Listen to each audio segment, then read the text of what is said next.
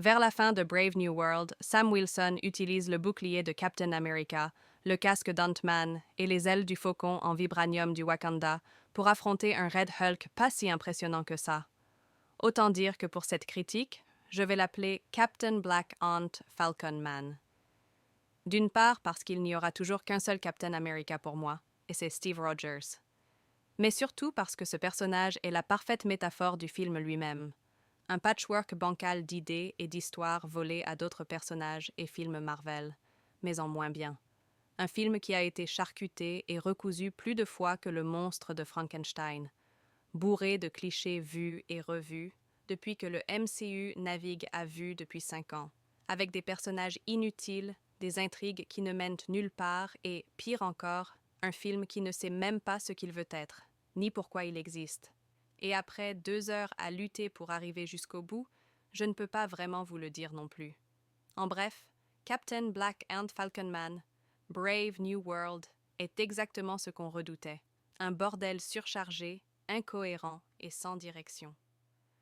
L'intrigue tourne autour de la bataille pour le contrôle du Céleste, qui a émergé de l'océan Indien dans Eternals. Il leur a fallu 5 ans pour se souvenir de ce trou de scénario géant, mais mieux vaut tard que jamais, j'imagine. Ce Céleste contient de l'adamantium, un matériau encore plus indestructible que le vibranium. Ah mince, quelqu'un n'a plus le monopole sur la ressource la plus précieuse du monde. Sortez-moi le plus petit violon de l'univers. Une ruée vers l'or s'engage alors pour s'approprier cette ressource, avec le président Ross, oui, il est maintenant président des États-Unis, qui tente de conclure un accord avec le Japon. Mais tout part en vrille lors d'un dîner à la Maison-Blanche, quand Isaiah Bradley tente d'assassiner Ross, avant d'oublier complètement son geste après avoir été capturé. Captain Black Ant Falcon Man est persuadé qu'il a été manipulé et décide de mener sa propre enquête. Il atterrit dans une base secrète et tombe sur Giant Brain Man, un cobaye exposé aux radiations gamma qui l'ont rendu super intelligent, bien sûr, et que Ross a exploité pour son profit personnel.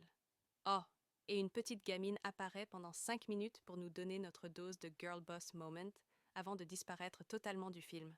Comme si le Japon allait vraiment défier l'armée américaine pour du minerai magique.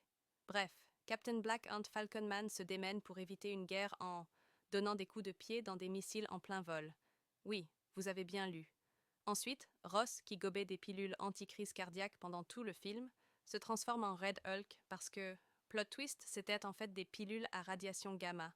Et voilà, je suis très sérieux. Après un combat bordélique qui détruit la Maison Blanche, Captain Black Ant Falcon Man lui demande d'arrêter. Et Ross redevient Harrison Ford.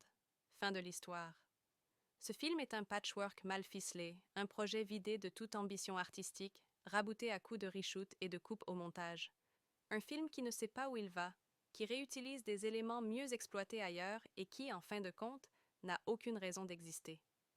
Même Marvel semble ne pas y croire, alors pourquoi nous devrions-nous? Ne gaspillez pas votre argent, faites quelque chose de plus enrichissant, comme regardez de la peinture séchée.